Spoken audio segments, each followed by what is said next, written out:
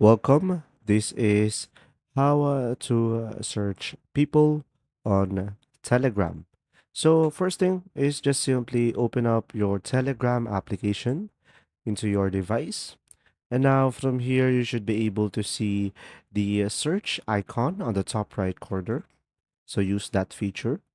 And from here, you should be able to search some people name.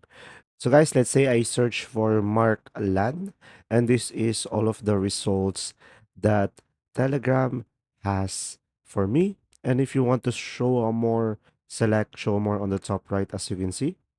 And as you can see, you should be able to see something related to Mark Lan. And from here, you should be able to see all of the people. And you could also filter it out by channels, by apps, and even by post, guys. They have a new feature. It doesn't have that before. We have media as well, download and links.